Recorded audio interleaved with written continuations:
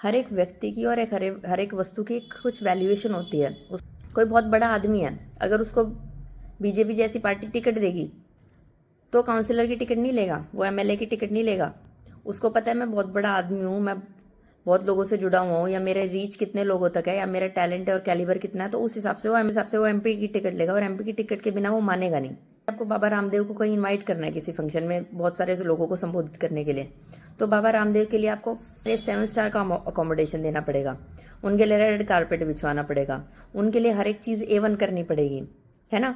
ऐसे ही क्यों? क्योंकि उनकी एक वैल्यू है, उनका एक ओहदा है, उन्होंने अपनी एक औकात बनाई है, उन्होंने अपनी एक वैल्यू बनाई है, और लोग उस वैल्यू को समझते हैं और उसी के हिसाब से उनका आदर सत्कार करते हैं। इसी तरीके से जब दो लोगों के बीच में रिश्ता जोड़ने की बात आती है तो लोग अक्सर ये बात बोलते हैं कि बराबरी वालों में रिश्ता करना चाहिए।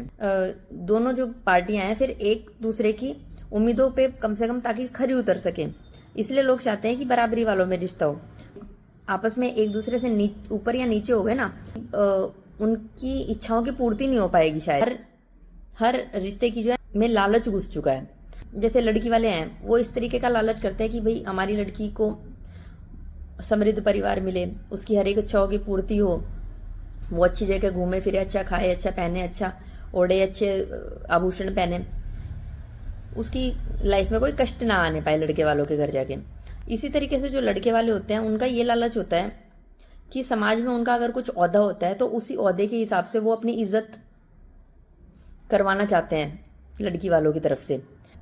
मान लो आप 1.5 लाख तनख्वाह कमाते हैं, आप कहीं गए, लोगों ने आपका मान सत्कार के रूप में आपको 100 रुपये दे दिए, मैं अब यार 100 रुपये दे दिए मुझे, मैं 100 रुपये के लायक हूँ, लिफाफे में आपको 500 रुपये देंगे, आप देखेंगे, आप कहेंगे यार मैं 500 रुपये के लायक हूँ। तो आपकी उसमें सेटिस्फेक्शन किस चीज़ में, वो आपके मन पर निर्भर करता है। अगर मान लीजिए 100 रुपये में आप सेटिस्फाइड हो जाते हैं तो क्या पता आप ये सोचे कोई बात नहीं यार, इन्होंने मेरी इज्जत तो की, फिर आप दाम नहीं देखोगे चीज़ों का। तो वो डिपेंड करता है आपका मन कैसे आपको समझाता है उस चीज़ को।